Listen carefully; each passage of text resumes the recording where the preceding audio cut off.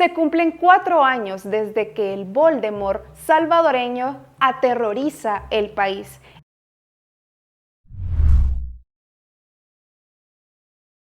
Y más allá de lo que la propaganda oficial pueda decir, no podemos dejar de nombrar estos años como un periodo de estancamiento democrático, aumento del autoritarismo y la corrupción y retroceso en los derechos sociales alcanzados a través de la lucha y organización. Son ya incontables los escándalos y abusos del nuevo régimen, pero hoy intentaremos hacer un pequeño recuento de lo que ellos no te cuentan.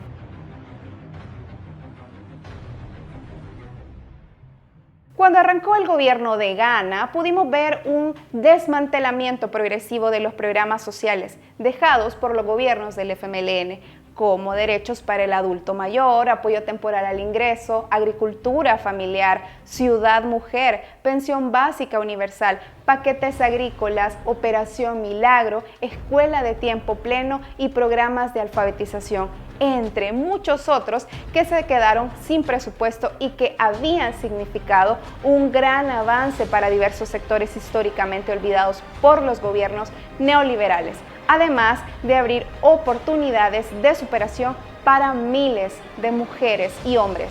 En 2020, a los pocos meses del nuevo gobierno, la catástrofe generada por la pandemia de COVID-19 no fue desperdiciada por Bukele. Fue en ese periodo que dejó ver con firmeza sus primeros signos de autoritarismo, instaurando cercos militares y creando verdaderos centros de contagio para miles de personas detenidas arbitrariamente, y usó toda su propaganda para presentarse como el salvador del país. Sin embargo, todos fuimos testigos de que gran parte de su política sanitaria se basó en la represión y el clientelismo con miembros de su gabinete, además de prometer infraestructura y reacondicionamientos que en el mejor de los casos llegó tarde para combatir la emergencia. Todavía nos preguntamos, señor gobierno, ¿dónde están los centros de vacunación de $35,000, los hospitales renovados y las compensaciones para los médicos de primera línea? La pandemia también nos dejó ver claramente los primeros casos de corrupción y opacidad que hoy inundan este gobierno, con la violación constante de la LACAP y las compras directas a empleados de gobierno, desde ministros, alcaldes, jueces, funcionarios, diputados, empresarios y la misma presidencia. Los casos de malversación, mal uso de recursos y contratos irregulares han estado a la orden del día. Este es el nuevo Mercado San Miguelito. Bueno, en realidad le faltan algunos detalles. La construcción estuvo paralizada durante al menos 3 meses. Esto porque la DOM contrató por $33 millones a Gallo Hermanos Constructores, una empresa mexicana recién llegada a El Salvador que no contaba con la capacidad técnica ni financiera para ejecutar la obra. Algo que la DOM debió verificar según su propia ley de contrataciones. Pero para que Gallo Hermanos llegara y funcionara en El Salvador, su propietario se alió con el secretario municipal de San Martín, una alcaldía liderada por Nuevas Ideas. Por si fuera poco, después de una pandemia devastadora, una deuda inmensa y cuentas públicas vacías, don Bukele no tuvo otra mejor idea que convertir el Bitcoin en moneda de curso legal, presentándola como la llave que abriría El Salvador al mundo y nos inundaría de inversiones millonarias. No sé por qué esto me suena familiar.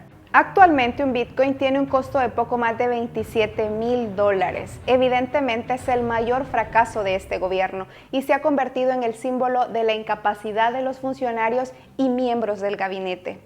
Y no se trata si el Bitcoin es bueno o es malo, sino de la ligereza con la que este gobierno parece decidir y formular las políticas públicas que afectan a millones de personas. Con todo esto, ¿cómo podemos confiar un régimen de excepción a un gobierno tan corrupto y que además ha pactado con pandillas? Lobo, pues, están presos. Pero ahí es donde yo les digo, brother, ¿usted piensa que si esta operación se hubiese hecho conmigo, no hubiese estado yo presente? Claro que yo mismo hubiera ido a mover a los hermanos, ¿sabes? El Salvador regresa poco a poco a los tiempos oscuros, donde el ejército inundaba las calles, cometiendo atrocidades. Y hoy nuestros jóvenes le temen a las fuerzas represivas del Estado.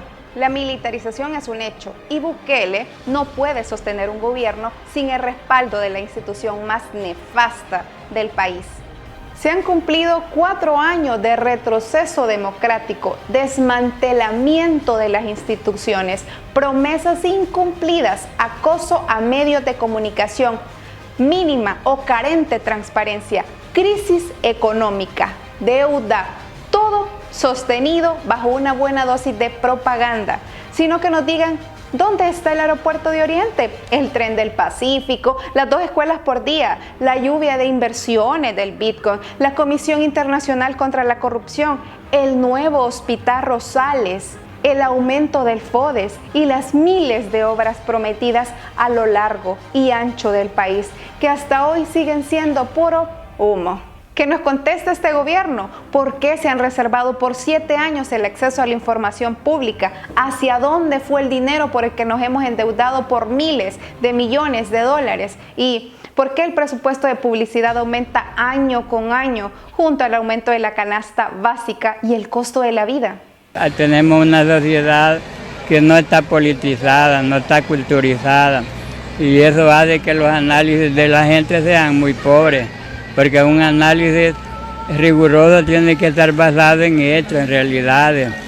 Para mí un gobierno así como el que tenemos no es viable en la continuación del poder, por el hecho de que no se ha visto que ha trabajado en función de resolver los problemas graves del país, como es el desempleo.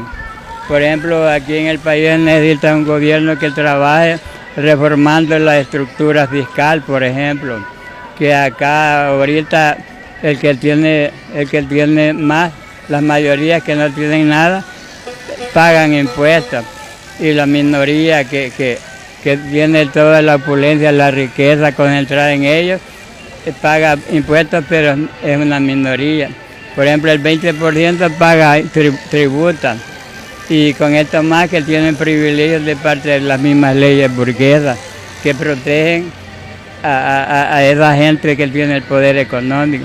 Y la mayoría, que somos el 80%, tributamos y eso nos tiene sumidos en la pobreza. Por eso se ve que cuando quieren entrevistar a la gente del pueblo, a veces la gente tiene miedo de emitir opinión por el hecho de una represalia. Pero vaya, los medios como la radio y la televisión, medios masivos, son un vehículo para que el pueblo exprese su pensamiento. Y gracias a ello la sociedad puede estar consciente de que el que dice la verdad está pronunciando por una realidad socioeconómica y política.